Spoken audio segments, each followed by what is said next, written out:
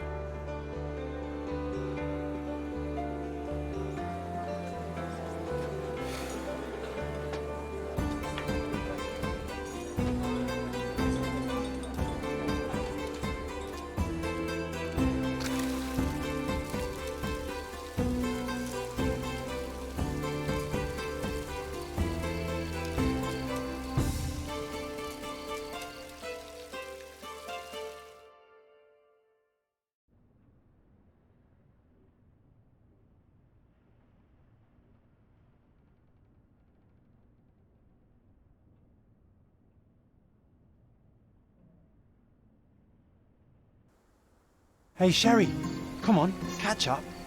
Yes, yes.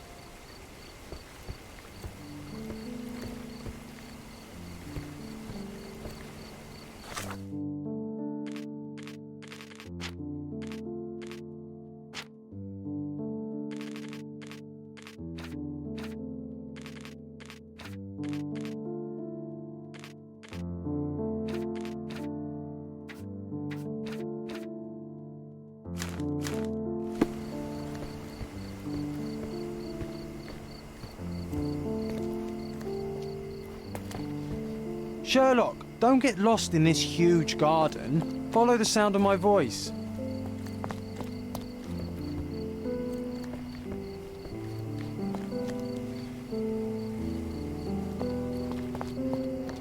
Welcome to Il Palazzo de Lusso, sir. If you need something, sir, please inquire at reception. Welcome to Il Palazzo di Lusso, sir. We just need your signature. There you are. Ah, Mr. Holmes. Yes, we have room 221 prepared for you. I see it was reserved for 2 people. Would you like a second key? Oh, no, I think we'll stick together. Very good. Rooms are upstairs, sir. Welcome to Cordona. Hurry up, Sherlock, I want to see our room. I hope there's a balcony with a view. Hurry up, Sherlock, I want to see our room. I hope there's a balcony with a view.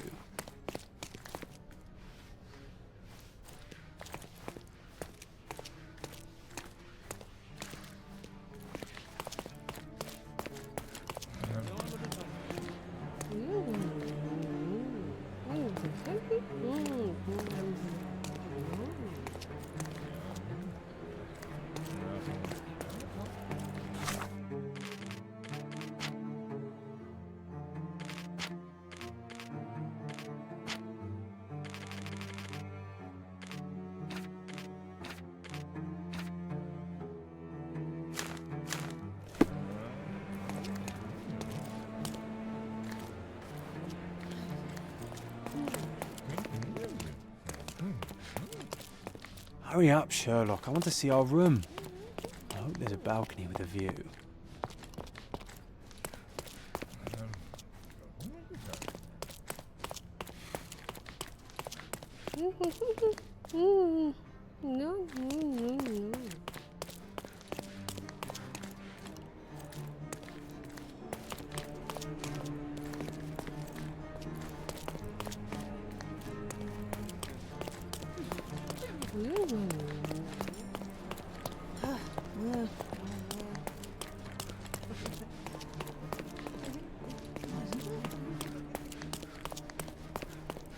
I apologise, sir, but your room is not yet ready.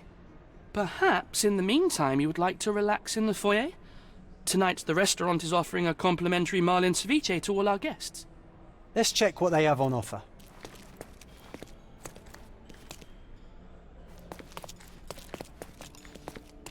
Let's check what they have on offer.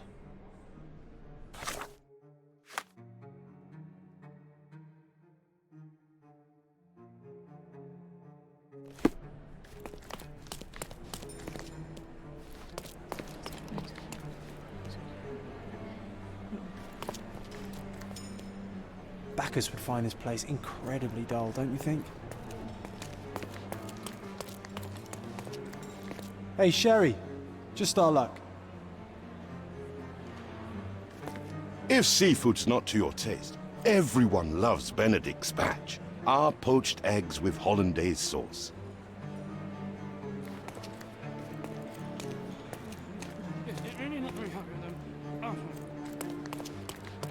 Hey, Sherry, just our luck. A medium, John. Haven't we been through this already? Come on, it's not like we've got anything better to do.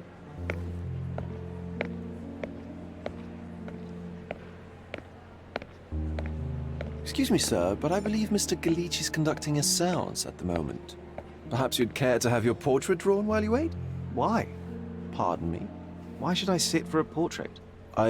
Sir, it's art. It doesn't need a why. It is its own justification. All things require justification, be they objects, systems, or beliefs. How about art is the lens through which we see the truth of the world? That's backward. Truth is not subjective and not complicated. It's just the truth. It either is or it isn't. You do not need a lens to see it, just an open mind. Ha! That seems rather close-minded. Truth, like beauty, is in the eye of the beholder. So tell me, what do you see? Mediocrity.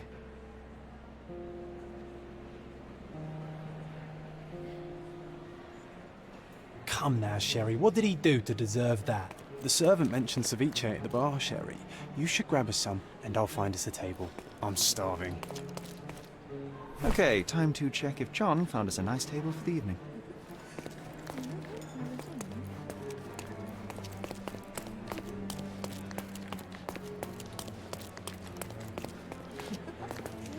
Sherry, I'm over here with my new Ursine companion.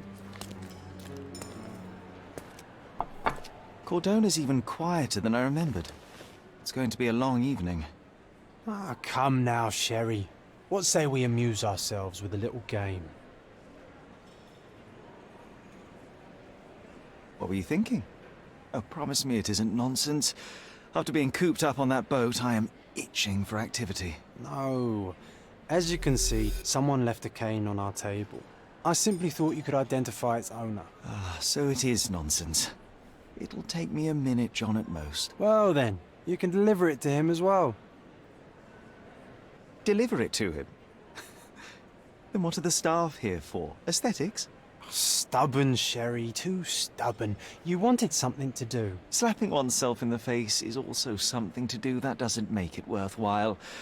But all right, let me take a look.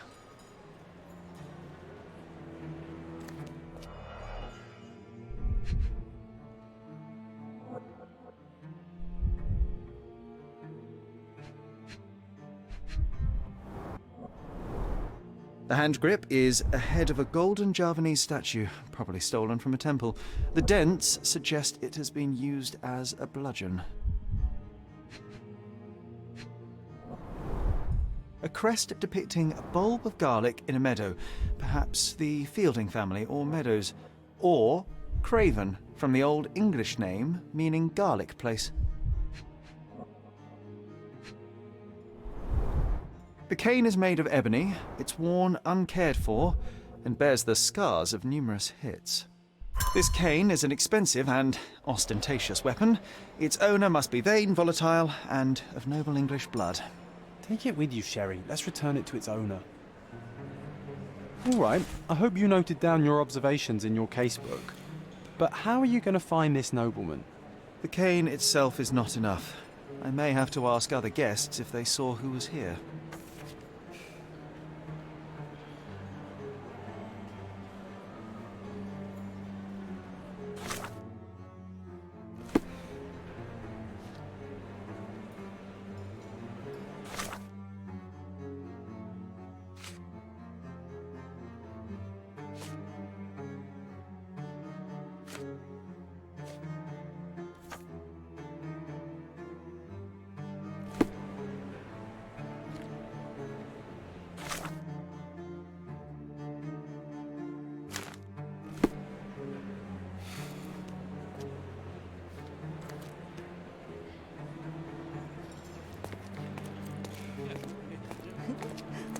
May I ask you something? Of course. Stop me when you've had enough.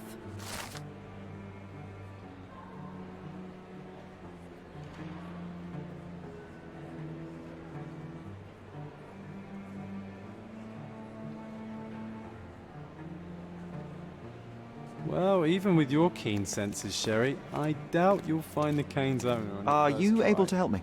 I can't help And you with that, would sir. you be confident enough to bet on it, my friend? Why not? Let's see how good you really are.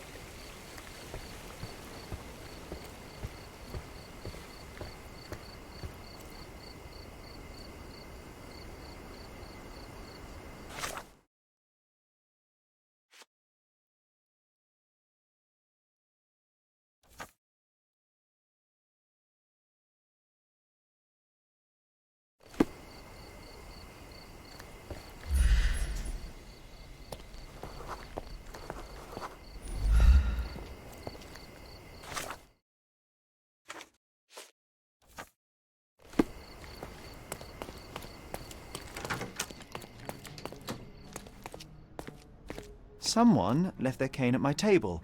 I suspect he will want it back. My apologies, sir, but I wouldn't know how to identify its owner. So the simplest option ended in failure. That's irritating. No, what is irritating is you trying to break the rules of my game, Sherry. Don't be so lazy.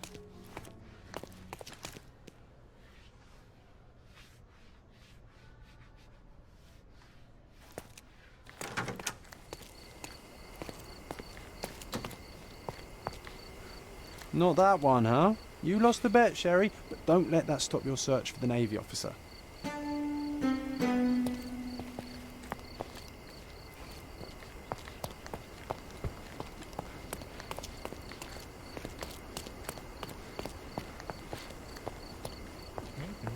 May I ask you something? Oh, I'm sorry, but that's beyond my knowledge. May I ask you something? My dear fellow, you're talking to the right man.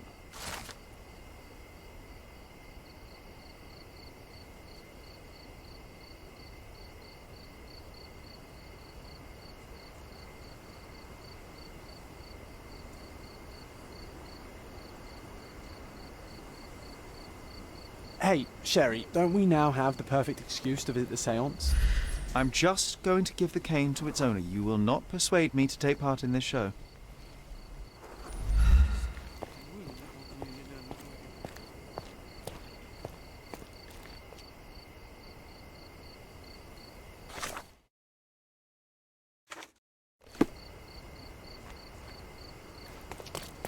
I didn't see the owner, Sherry, so I can't help you find him.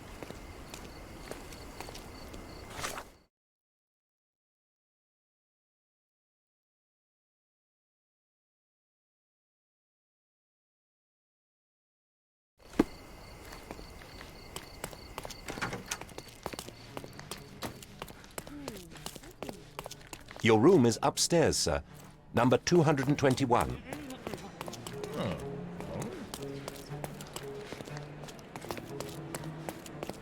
Come on, if you hurry, perhaps we'll see the...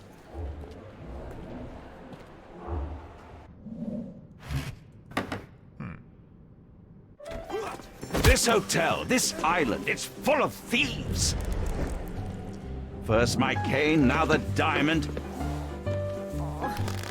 Take your hands off me! Do you even know who I am?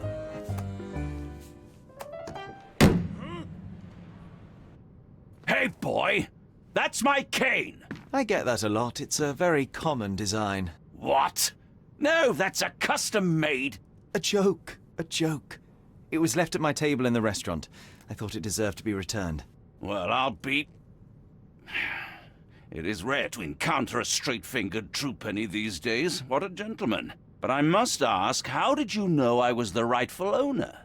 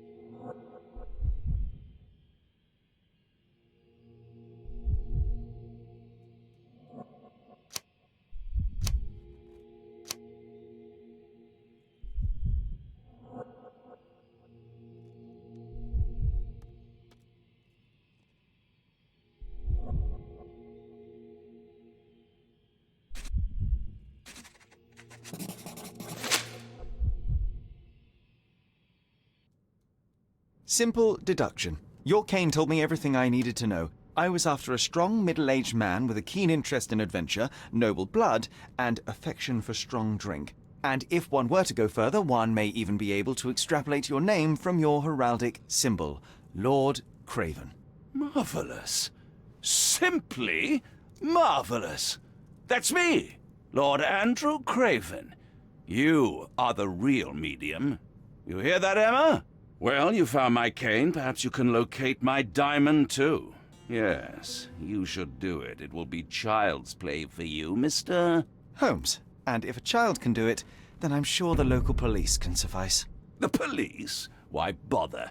I know this harlequin stole it. The only question is, where is it hidden? Fine. Give me my stick and I'll resolve the matter myself. This thief almost confessed after a single punch. I suspect a beating may result in answers of questionable veracity. Fine. I shall spare you and he the trouble if you first answer me this.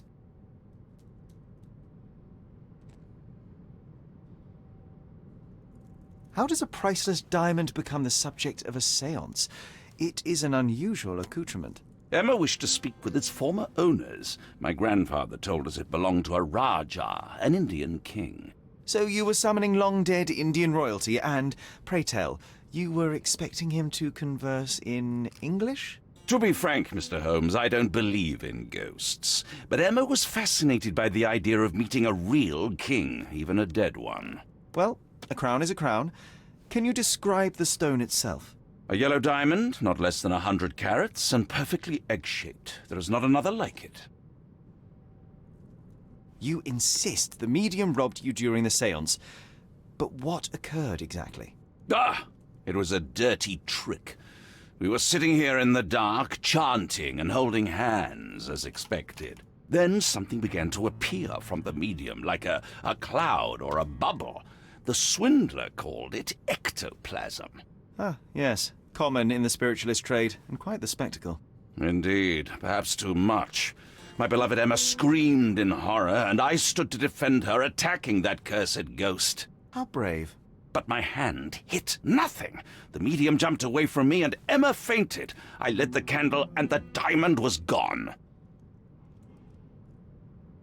Stay here, and don't touch anything. I'm going to investigate further. Don't fret, I'll be keeping a close eye on this thief.